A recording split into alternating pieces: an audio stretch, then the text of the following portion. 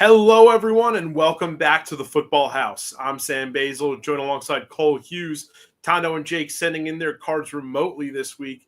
And Cole, we are here for week 7 of the 2025 college football season.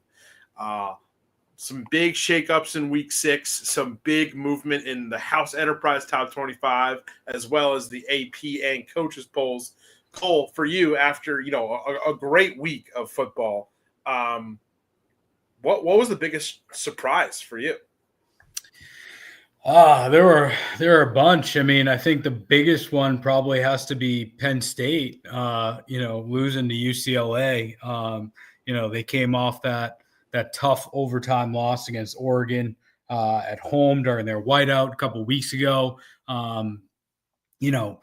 We all know that James Franklin has taken a lot of heat over the years for not being able to win the big games, but to experience that loss against Oregon and then get beat by UCLA, that was a big shock. And a lot of people are calling for his job now. So I think that was a surprise, but also Texas going into the swamp, losing to Florida, that was a surprise. And then you had some other teams like Virginia beating Louisville in overtime, after they had the big upset against Florida State a couple weeks ago. They're continuing to roll in the ACC. And then, in the Big 12, you got Cincinnati, who showed out completely against Iowa State. And that was a real big surprise for me. They played really well against the Cyclones last week. So a lot of surprises. We're getting into the middle of the year. We're probably going to see a lot more before it's all said and done. But, this is what makes college football so great and so exciting. But I definitely will say a lot of surprises so far, and it's certainly causing a shakeup in predictions for the college football playoff and, how it's all going to turn out at the end of the year. Yeah, absolutely. I mean, the college football playoff field, I think we're about a couple weeks. We're still a couple weeks away from the first committee, unveiling of the bracket up until that point in the season. And like you said, it's wide open. In terms of conferences, it still feels like the Big 12 is anybody's game, right? That feels like probably the most wide open. But Big 12, SEC is kind of wide open as well. We've been saying the Big 12 all year, but the SEC, there's a lot of good teams that are still undefeated. The Big 10, there's still a lot of teams in that conversation. This week we got Oregon and Indiana, which we'll get into because it's on my card. But, that's going to be a big game. No one's really talking about Michigan. They're still kind of in the mix, underrated. Ohio State's obviously there. But then you got teams like Illinois, USC. They've had a loss each this year, but, they're still in the conversation as well. So, right now, across pretty much all the major conferences, it's wide open, I would say. Yeah, 4 teams in the Big 10 undefeated in conference play. That's Indiana, Ohio State, Oregon, and Michigan. Obviously, Michigan's only got 1 loss overall in the season, but that doesn't really matter in terms of getting them into the Big 10 title game and a shot at an automatic bid in the college football playoff. So let's take a look at our latest top 25, which was posted on Sunday over at the House Enterprise blog. Not a lot of movement in the top 5. They stay pretty much exactly the same as they did the week before. Ole Miss holding firm at 4th, but Texas A&M, Alabama kind of sneaking back in, but Texas A&M, Oklahoma, and Alabama just right on their heels. Texas obviously taking a big dip. Utah falling off the poll as well. Oh, my God. Utah falling off as well as Florida State, obviously, after their loss to Miami. We talk about wide open conferences, but how firm do you feel like Miami's hold on the ACC is right now? Obviously, throughout our top 25, you've got Georgia Tech creeping in there. Virginia is looking solid. Louisville kind of waiting in the wings, even though that loss to Virginia probably sunk their shot at a spot in the ACC championship game this year. But for you, I mean, is Miami probably the biggest front runner out of any Power 4 team? Yeah, I mean, I'd say right now, Miami, the way that they've played, they came out, they beat Florida State, looked pretty good. Carson Beck's been really good there. He's been kind of building upon, his game each week, and he's starting to get into the Heisman discussion. Some people are including him in the Heisman discussion now, especially because Mateer's been out with an injury. Dante Moore's also in that discussion, but Carson Beck's right there. But I think out of all these conferences and all these top teams, I think Miami right now is the one that definitely should be playing for a conference championship. The interesting part about that in the ACC is who are they going to be playing, right? You have Virginia; they're undefeated in conference play. They've looked really good. Duke, they're undefeated too in conference play. And Darian Menser, who played for Tulane last year, he transferred over to Duke. He's looked great. You got Georgia Tech, obviously. Even SMU. I mean, they have 2 losses right now, but they're in conference play. They're 1-0, right? So if they can get it together, get back on track, Rhett Lashley, has done a great job with that program. I think if he can get them back on track, they might be able to get in there as well. So it is wide open for that number 2 spot in the ACC, but I think that Miami is pretty much a lock at this point for playing in that game. If you look at their schedule for the rest of the year, I think they're off this week, but they got Louisville at home next week, Stanford.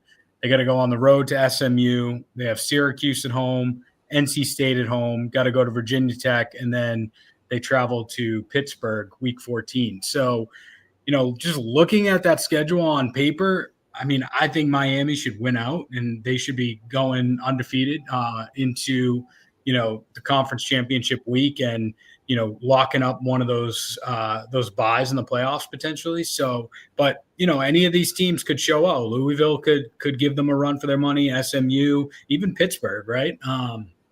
So you just don't know what's going to happen. But on paper right now, I think they have the strongest case. Yeah, and in terms of figuring out their opponent, here's an unlikely game that, in many other seasons would not be a must-watch, but November 15th, Virginia heads to North Carolina to take on Duke. It heads over to Durham, I should say, specify, to take on Duke. And that might be a game to determine who gets into the ACC championship game, potentially against Miami.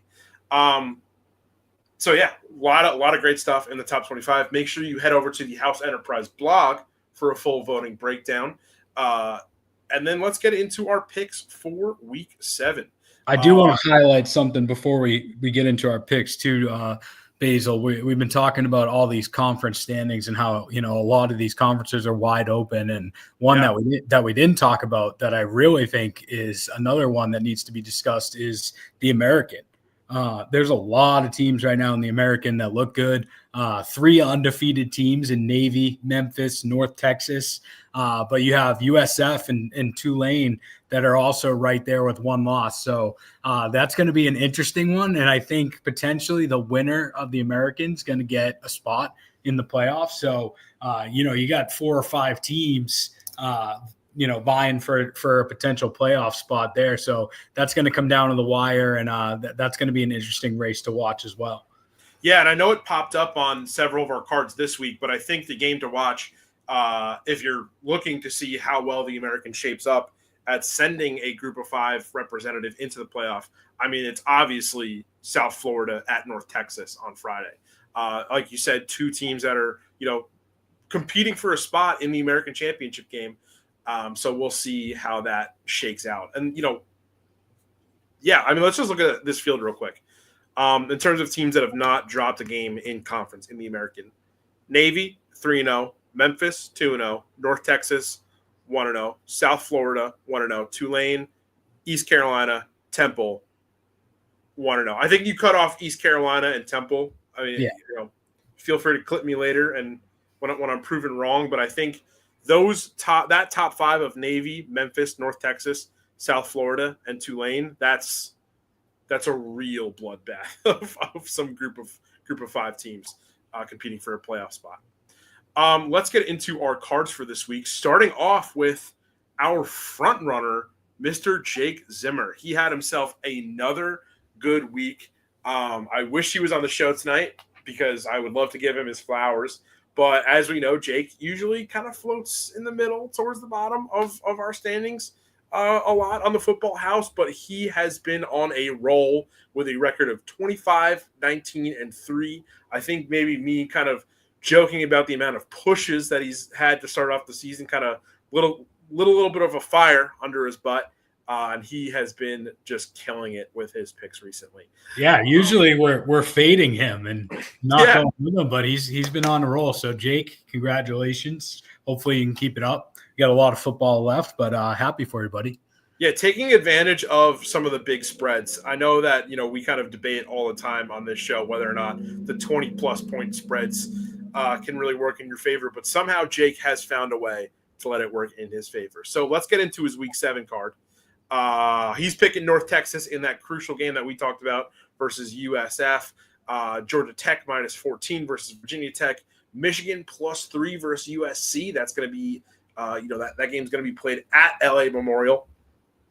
Texas Tech minus 13.5 versus Kansas. Jacksonville State minus 7 versus Sam Houston. Washington minus 9 versus Rutgers. Akron plus 10.5 versus Miami of Ohio. His FCS lock is Tarleton State over Utah Tech, and his FBS lock is Alabama minus 3 versus Mizzou. We're going to hold off on talking about his game of the week pick until we get to the end. But, Cole, for you, any big trends that you see popping out here? Kind of a decent amount of Big Ten picks. But anything for you that you really like from this card? A lot of good games on the card, right? That are going to be, close matchups. We talked about North Texas and USF and the American. Michigan, USC, that's going to be a really good one. Looking at Washington and Rutgers. Washington's had a good year. Rutgers is a tough team, though. They always play teams tough, so I could see that one being potentially close. The FBS lock, this is on my card as well, of Alabama and Missouri. Look, Alabama started off with that loss against Florida State early in the year. Ever since then, they've really looked good. They've bounced back. They're slowly getting themselves back into the discussion. But Missouri's 5-0 or 6-0. They haven't lost a game yet, right? So, going to be interesting to see what happens there. Texas Tech, they've been one of the, pearls of the season, I think. I don't think anyone saw Texas Tech being in the top 10 at this point in October. They've looked really good. The Big 12 is there for them for the taking, I think, with, Arizona State, Iowa State, they each have one loss at this point. BYU's up there and they got a great defense, but Texas Tech has been rolling on offense. They've had, some impressive wins the last couple of weeks against Utah, Houston. So they're rolling. So a lot of fun games on Jake's card. And I think these are going to be, fun ones to tune into. Yeah. And I want to talk about USC because they got off to a hot start and then kind of came up very short against Illinois in a 34-32 classic. But you got number 15 Michigan this week, and then next week you've got number 16 Notre Dame in the jewel-encrusted shillelagh. Could 2 wins in a row for USC put them in a potential playoff picture? It definitely get them in the top 25, but how far? What's USC's ceiling after that loss to Illinois? If they get a win against Michigan, right, that's huge, especially, again, going back to the fact that Indiana and Oregon are playing this week, right? So one of them is going to end up with one conference loss. If they beat Michigan, then Michigan has a conference loss. So that would put them at the top, behind the winner of Oregon, Indiana, and Ohio State, right? Yep. So I think that would put them, third in the standings for the Big Ten. I don't necessarily think that gets them into a playoff spot quite yet, but I think, we talked about this a couple weeks ago and Jake mentioned it, but if you beat, Illinois when they played them, right, and then you beat Michigan, he was saying, then they're a playoff team. Well, they kept it close against Illinois. They only lost by 2 points. I think if they beat Michigan and then go on the road and can beat Notre Dame, then we might be talking about potentially them being a playoff team. But, they got a tough schedule for the rest of the year.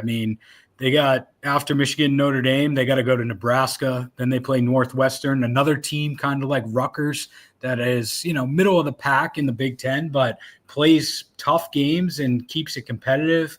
Then they got Iowa. Then they got to go on the road to Oregon at the end of the year. And then they finish up with, their rivalry with UCLA across town. So, look, USC controls kind of their destiny depending on what they can do, right? I mean, if they go on an absolute run here, can beat Michigan, can beat Notre Dame, and don't lose a game going up into that Oregon game, then yeah, I mean, they're fully in the discussion. But with them, we know in years past, I mean, they're 4-1 right now.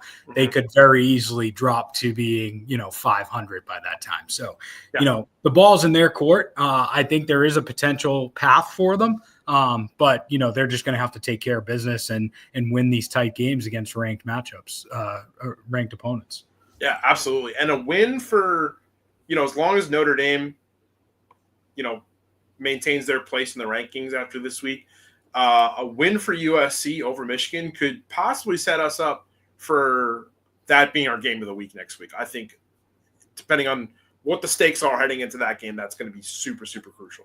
Yeah, especially because Notre Dame already has those 2 losses, right? Yeah. They lost against Miami and A&M right at the beginning of the year. So, if you look at it right now, I think everyone was panicking, including myself as a Notre Dame fan. Like, you go to the national championship last year, you come back this year and you're expected to be a guaranteed lock, right, within the playoff as one of the 12 teams. They lose those 2 games early on in the year. But now looking at it, right, you have Miami. They're the number 2 team in the country. Texas A&M is ranked 5th, right? So those are actually quality losses, and they only lost by 1 score in each, right? Yep. But the key is for Notre Dame and the Irish here is if they lose another game, then they're done. They can't afford to lose another game. They pretty much have to win out, which I think they're capable of doing with NC State, BC, Navy, Pitt, Syracuse, and Stanford. But then there's that USC game in a couple of weeks, October 18th. That's going to be the key, right? So like you're saying, Basil, if the Trojans can beat the Wolverines and then, they go into this game at South Bend, that's going to be a huge game for both of those programs.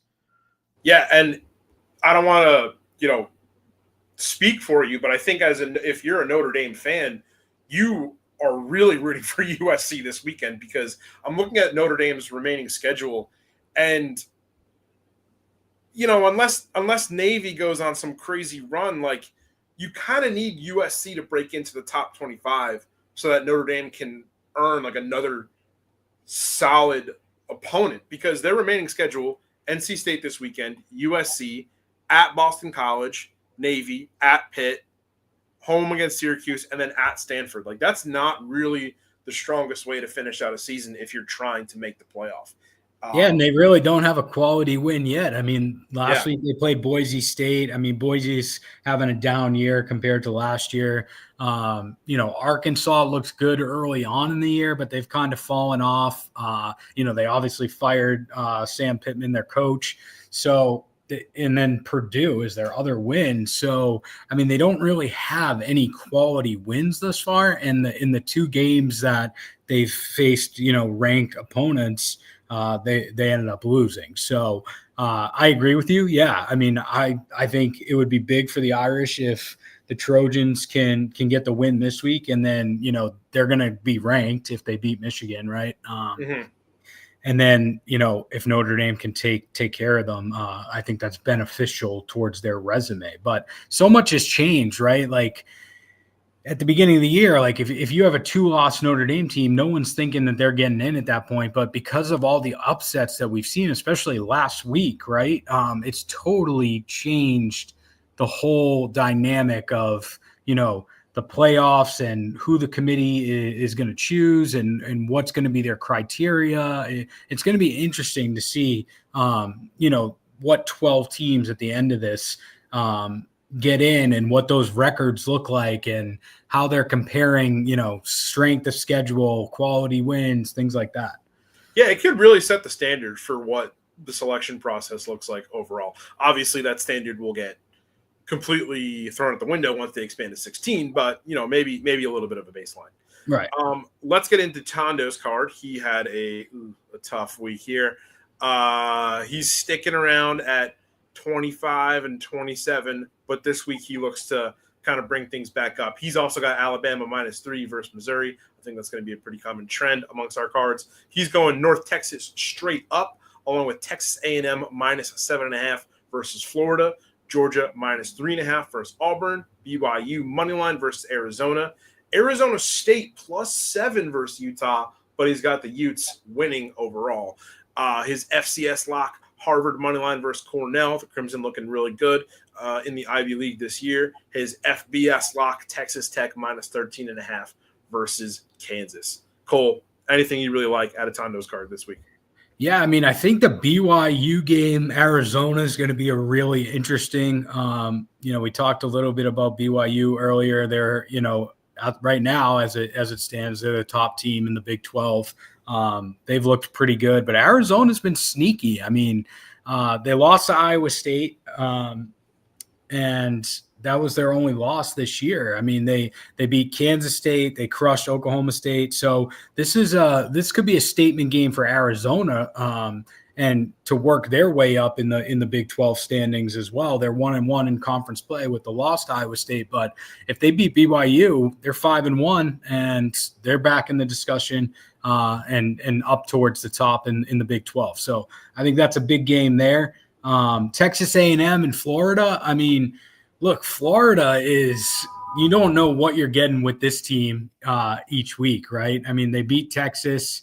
They lost to USF earlier in the year. Like, you just don't know what you're getting. A&M's looked really good. Marcel Reed has done a great job. Mike Elko, great coach. I mean, we always make fun of me and how I feel about Texas A&M. Not a fan, but you got to give them their flowers, give them their props. He's done a great job there.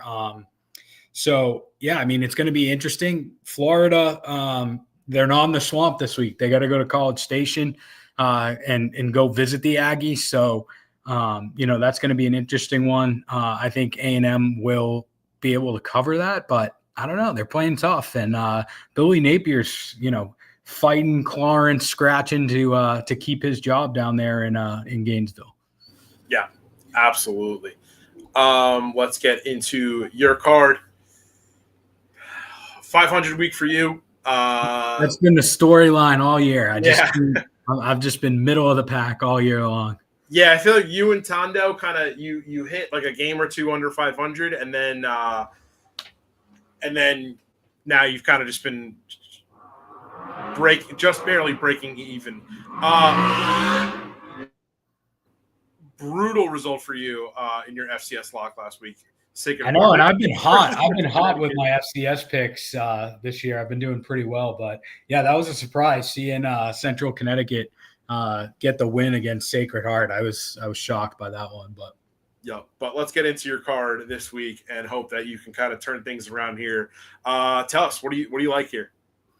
All right, so for my regular picks, I'm going Fresno State -4.5 against Colorado State. I mean, look, Fresno, Mountain West team, they've kind of been under the radar this year. They're looking pretty good. I think they're 4-1. They got a great 1-2 punch at running back between Bryson Donaldson and Rayshawn Luke, two guys that can run the ball.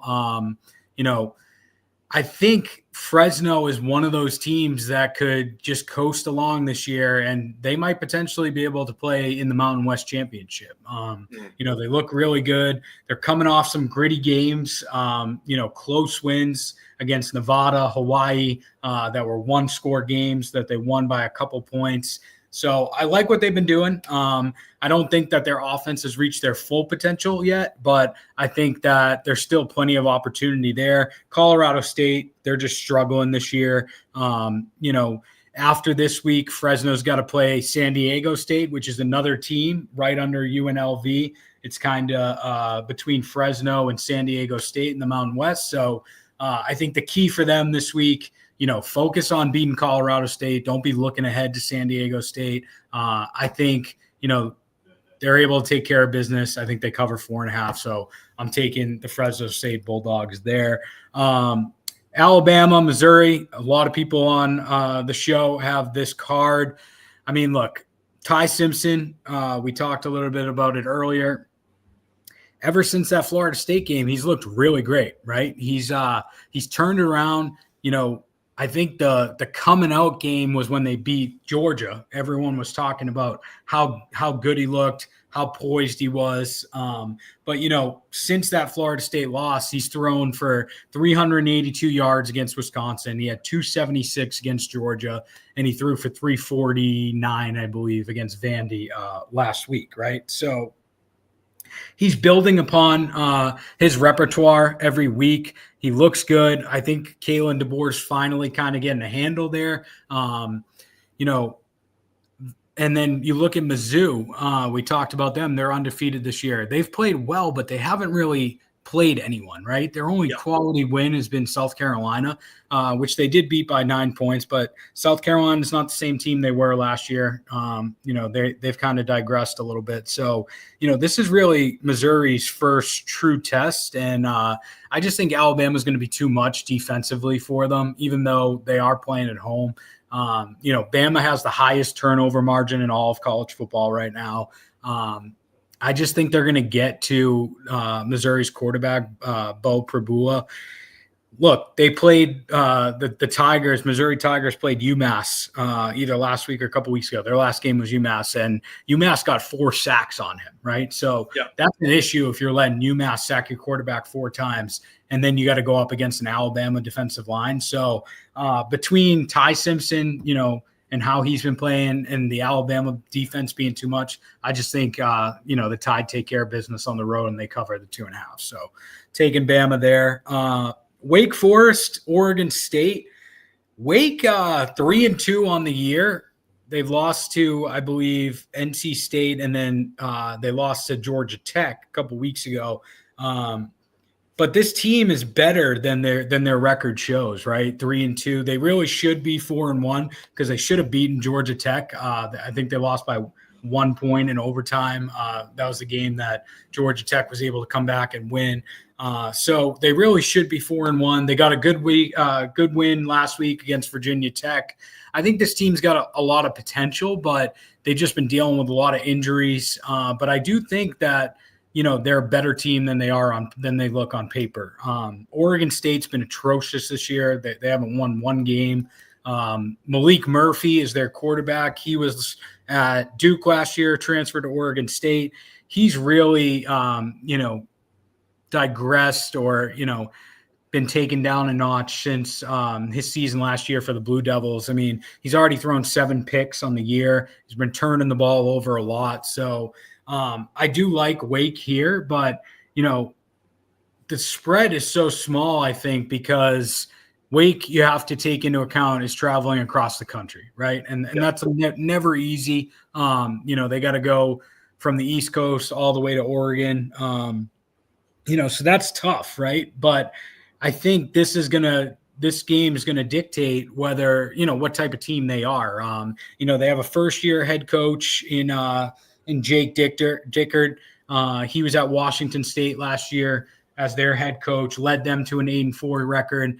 It's his first year at Wake Forest. So I think he's going to find out what his team is made of. But I think this is a must-win for Wake, right? Because if you look at the rest of their schedule for the year, or the next couple of weeks at least, they got SMU at home, and then they got to go on the road to Florida State and Virginia, right? So those are 3 tough matchups for Wake Forest. I think they have to win this game to get to 4-2 and at least put themselves in a good position to at least be bowl eligible. I think after those games of SMU, Florida State, Virginia, pretty sure they have Duke, UNC, and Delaware for the rest of the year. So if they get to 4 wins after this game, I think they can get 2 more with the rest of their schedule this year and get them to a bowl game. I don't think they're going to do anything crazy and, be atop the ACC, but, I think they're a middle of the pack team that, could make a bowl and could, cause some problems for other teams in the ACC that are going to be potentially contending for that number 2 spot against Miami. So I'll take Wake Forest here. UNLV, real simple. I mean, Air Force is another team that hasn't been too great this year. They did look pretty good last week against Navy, kept it close. Navy did squeak out that win, but UNLV's looked really good. They're at the top of the Mountain West. Dan Mullen, first year there, back in college football coaching. We've talked a little bit about him on the show this year. He's done a great job with that program. I think he's going to end up going to a big-time school. He has a past of coaching in the SEC at Florida and all that. So I think that there are going to be plenty of schools and job opportunities lined up for him at the end of the year. I think UNLV is a lock to be in the Mountain West Conference Championship this year. So I'm taking them against Air Force. Georgia and Auburn in the SEC. Look, Georgia's bounced back pretty well after their loss to Bama. They played Kentucky last week. They looked pretty good.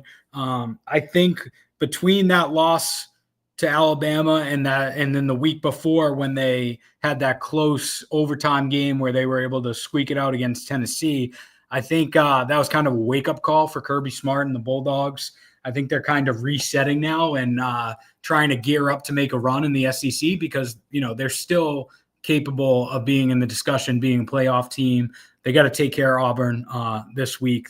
The storyline here is, Auburn, they've looked great on the defensive side of the ball this year, but their offense has just been struggling so much. They have not been able to have any offensive production. Jackson Arnold, hasn't really been all that he was, propped up to be. But, you look at Auburn the last couple of weeks, they played Oklahoma and they played A&M, right?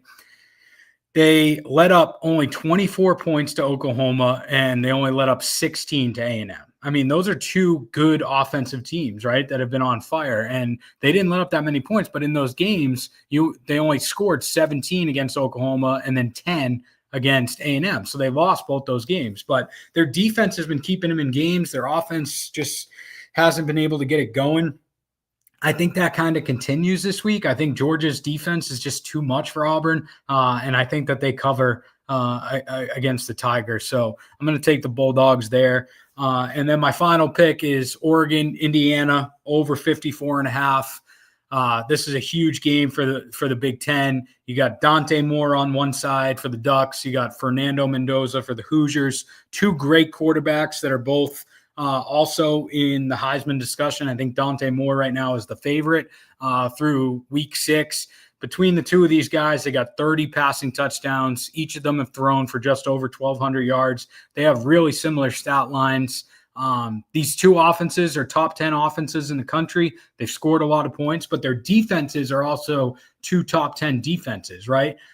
So this is kind of could go either way, right? The quarterbacks don't turn the ball over. So even though these defenses are good, I think that they put up a lot of points. It's either going to be a dogfight in a low-scoring game or it's going to be an absolute shootout. I'm hoping for an exciting game with, a lot of fireworks. So that's why I'm taking the over, hoping that it is going to be, a lot of points back and forth. So taking the over there. FCS lock, I got to bounce back because of my Sacred Heart loss last week. I'm taking Montana versus Cal Poly. Montana's looked great this year in the Big Sky. I've done well with my picks in the Big Sky this year.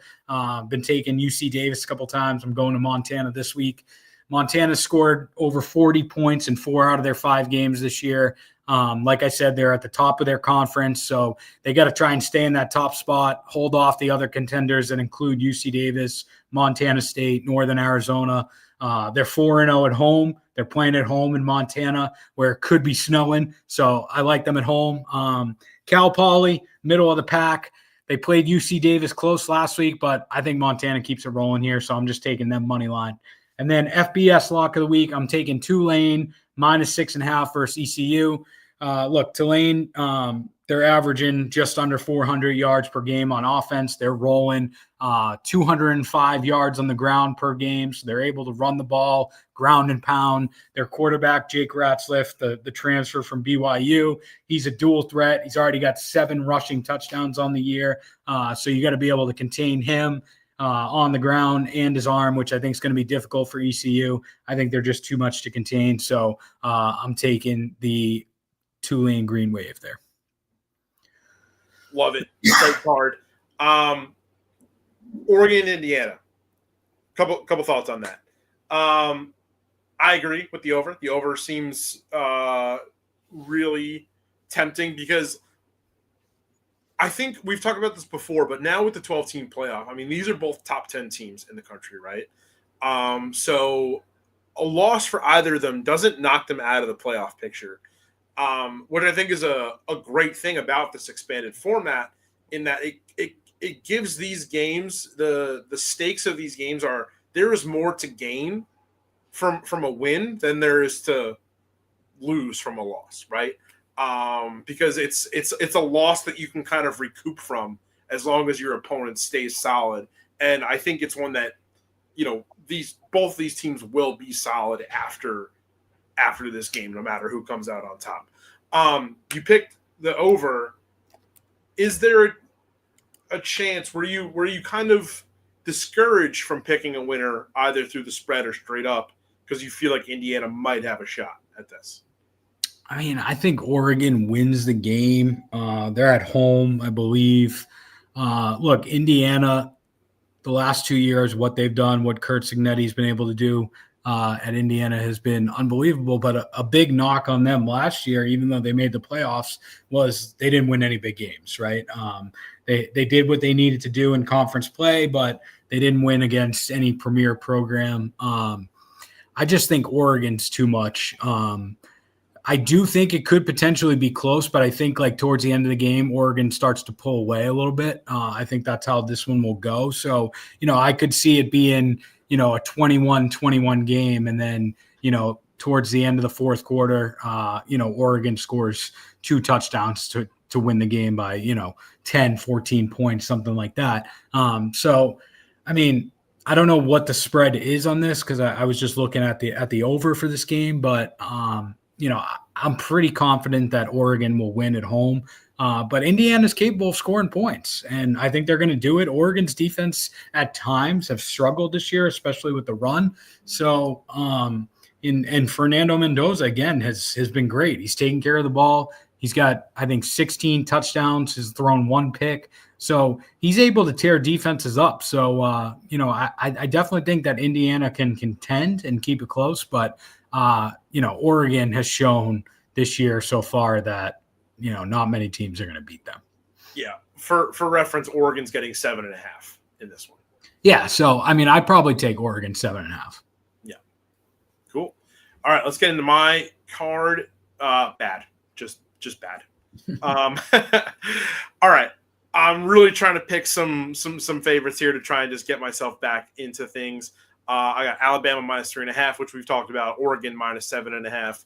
Georgia minus 3.5. I've got Florida plus 7.5. I feel like Texas A&M winning by a touchdown is not out of the picture, and it would allow the Gators to cover. Then I've got Illinois plus 15.5 versus Ohio State. Look, Illinois is a good team. They can put up a lot of points. They put up 34 versus USC last week. I know USC's defense is a lot different than Ohio State's, but at the same time, again, a 10-point win for Ohio State looks good for the Buckeyes, and it helps Illinois cover. FCS lock, I'm actually sticking with both teams that I went with last week. One I was successful on, one I failed at. So Lehigh money line, I was correct with Lehigh last week. They're just rolling through the Patriot League, and they're going up against Columbia, which is, they're not just not a good football program. And Iowa State, I totally botched them last week versus Cincinnati, but Colorado has lost 18 of their last 19 games versus ranked opponents. I think there's going to be a lot of questions in Boulder at the end of this season. That's why I'm going with the Cyclones minus 2.5. Yeah, I like that pick. I mean, Colorado right now, they're 0-3 in conference play in the Big 12, right? Yeah. So I think Iowa State last week was a wake-up call. Cincinnati came out, smacked them around. I think they bounced back. They want to make a statement. So I like that pick a lot. I don't think you're crazy with the Florida pick. I mean, if Florida was at home, I would definitely take them to cover the spread. I mean, they are going on the road, but look, A&M, Auburn kept them, like I said, to 16 points last week. Florida's looked good defensively, so I think they could keep that close as well. And then you got Illinois there against Ohio State. Look, Illinois, other than when they got smoked by Indiana a couple weeks ago, they've looked good. I mean, they put up 45 points against Duke, 34 against USC, 43 against Purdue. So they're a team that's capable of scoring points. We know Ohio State is too, right? So, are they able to keep up with them in a shootout? I don't know. But I do think that they could keep it within, 15 and a half. So I like your card this week, Basil. Yeah, I don't think it's crazy to say that like the Big Ten's probably going to get like 4 teams in the playoff this year. And I think that fight for that 4th spot is going to be really crazy. I mean, right now it's between like Michigan, Illinois, and USC. So I think Illinois really wants to kind of, put up a fight here. And with that, let's get into our game of the week, which is obviously the Red River Rivalry between Texas and Oklahoma.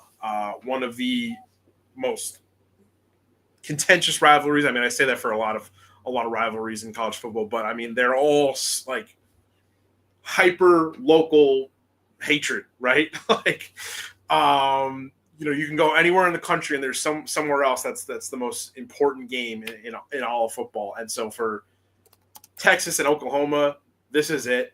It's one of the, one thing I love about college football rivalries are games that often get played on neutral sites. And this one is always played at a neutral site.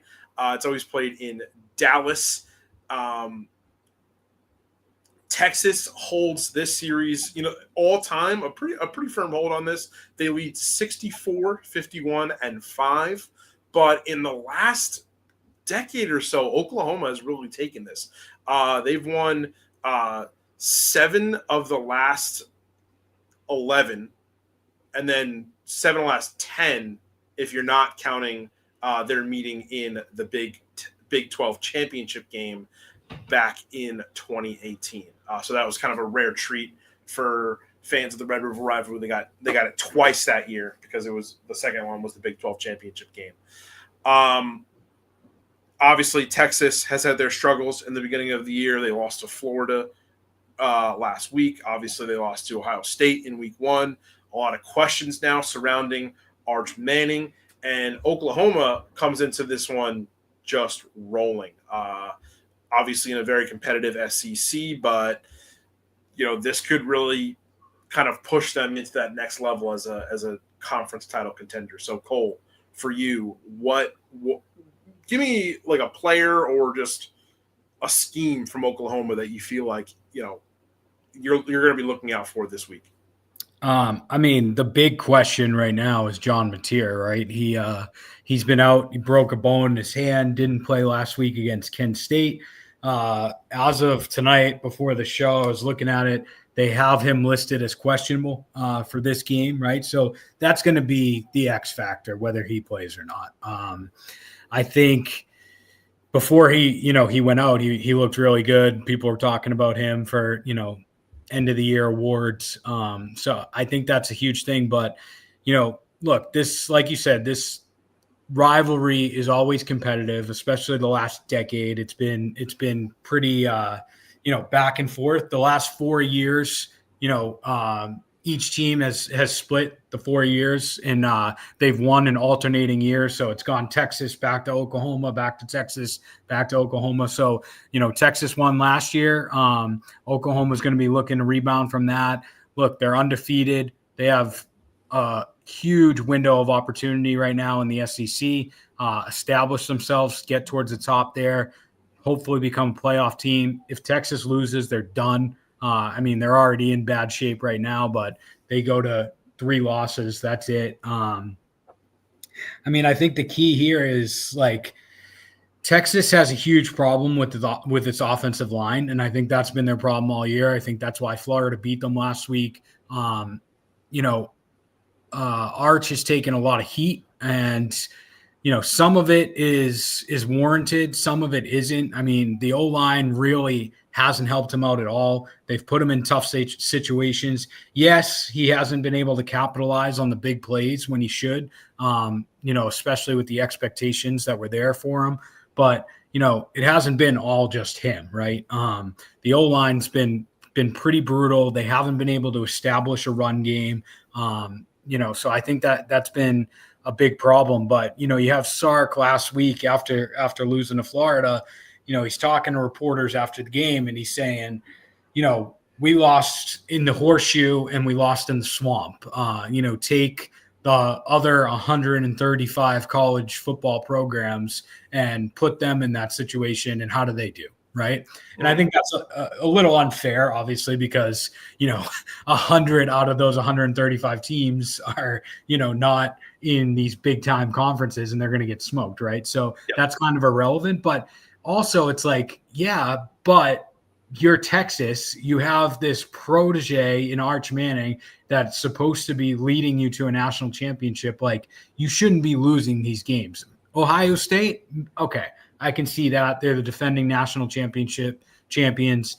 Week 1 going into the shoe, that's tough. For Arch's first, major start against a big time program. I get that. But the Florida one is unexcusable, in my opinion. So, it seems like he's making excuses and he really shouldn't be. I love Sark. I think he's a great coach, but, offense has had a lot of trouble up front. And look, Oklahoma is the number 1 defense in the country entering this game. So, if the Texas Longhorns can't get it together on the O-line, Arch is going to have another long day and the Sooners are going to torture him. So I think what it comes down to, again, the X factor is whether John Mateer plays, right? Because Oklahoma's backup quarterback, Michael Hawkins Jr., I mean, he looked good last week, but he played Kent State.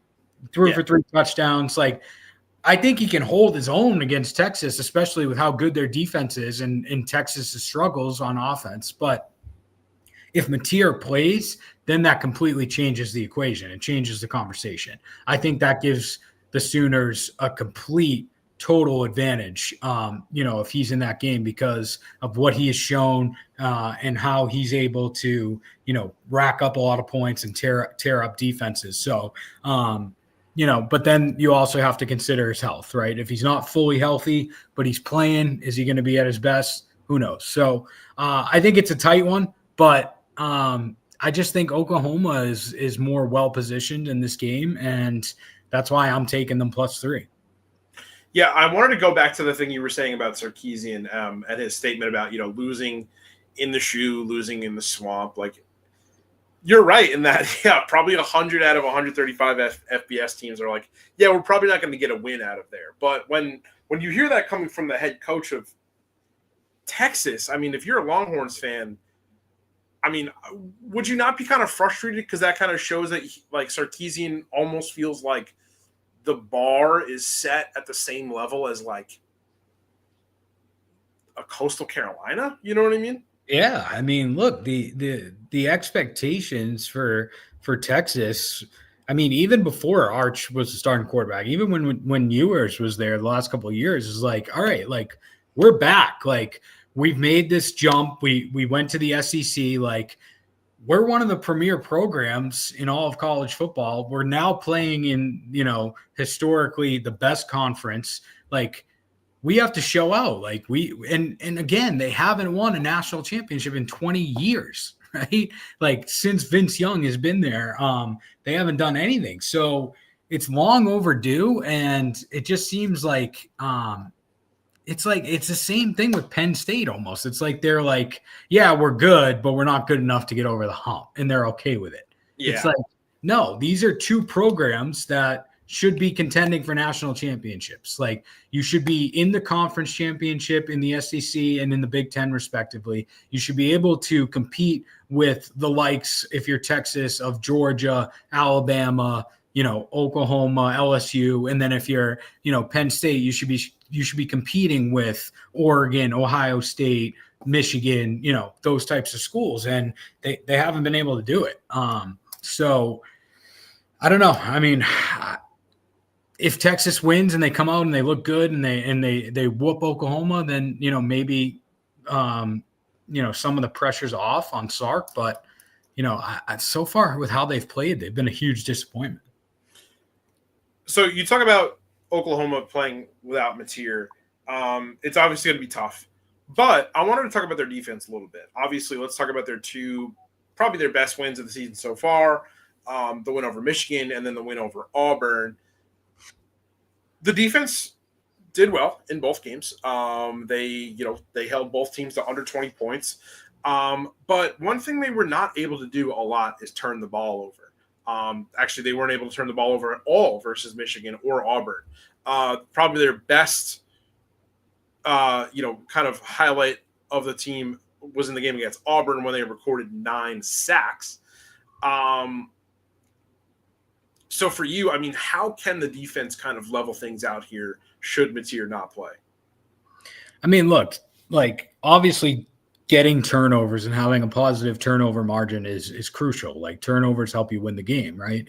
If you can make another team make mistakes and then capitalize and turn that into offensive points or, production, then that helps you. But you don't necessarily need turnovers, right? So just because they haven't been able to force those turnovers, if you're just making stops and you're getting teams off the field, like making them go 3 and out and not allowing them to hold on to the ball and have time possession, and then your offense gets the ball and they take advantage of their opportunities, then you're golden, right? I mean, that's a perfect equation right there for a head coach. Like turnovers are the cherry on top, right? And obviously you want to try and create as many as you can, but even if you're not creating them and your defense is playing solid like Oklahoma's has, I think they're going to be all right. But I mean, the key for them this week is continue to capitalize on Texas's offensive struggles with the O-line. Like if you can stop the run, Texas hasn't been able to run the ball at all this year.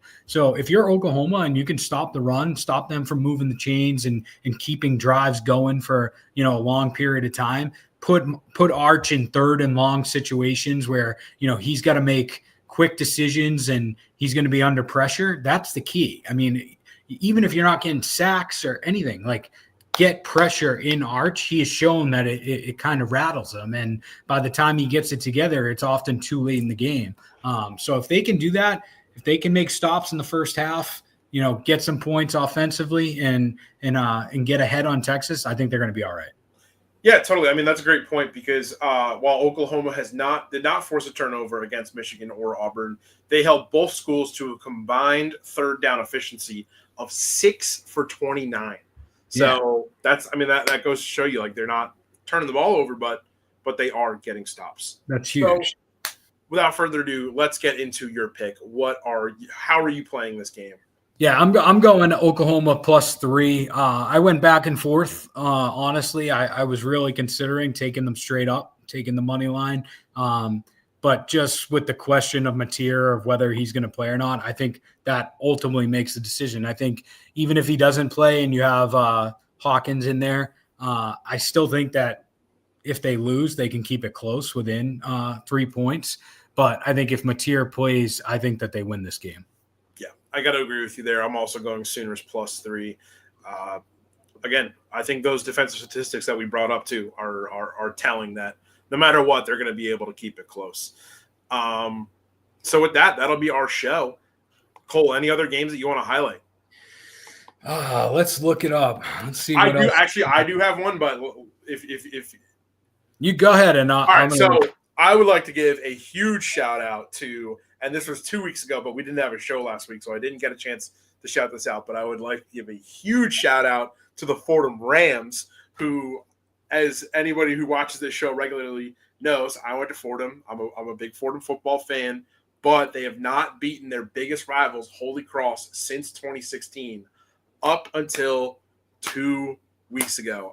They finally reclaimed the Ram Crusader Cup, as both teams have really struggled, but they did it at home. It was an excellent game. I was there in person and then got to celebrate, with the victory bell and then a great dinner on Arthur Avenue. So, Fordham's struggling right now.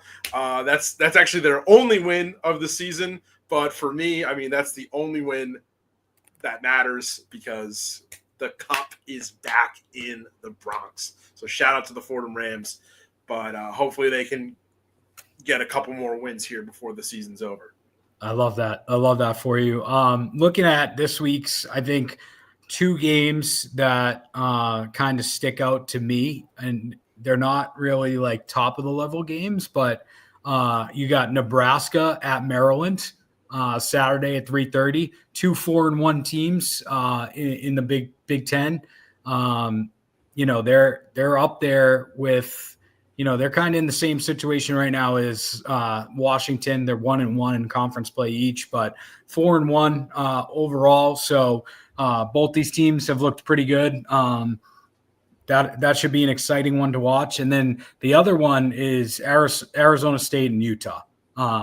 Utah's looked really good. Arizona State, they had a great year last year. I think that they haven't been as great as everyone had hoped them to be, but they're still in the discussion for the Big 12. So a lot of implications there.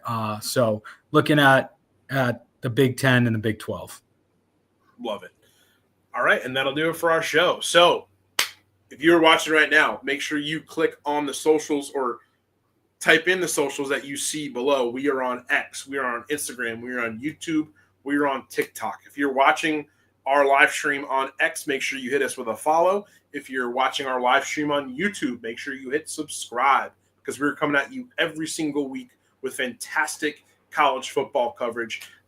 Make sure you also check your notifications for any other podcasts that we've got going on. We've got the Basil Pod coming at you on a weekly basis where Jordan Lauby and I have been breaking down, as well as Owen Brown and Clubfoot Jim, we've been breaking down the NFL week by week. And on house-enterprise.com, we've got the blog, where you can find, great coverage from all of our writers, some great football stuff coming from Owen Brown, Jordan Lauby, Kenny McDonald. College basketball is right around the corner, so we've got a ton of content on the way for you guys. And then we've got the Football House here every single week, as well as our Football House Top 25, which releases after every Saturday slate of games. So for Cole Hughes, I'm Sam Basil. This has been the Football House, and we'll see you guys next time.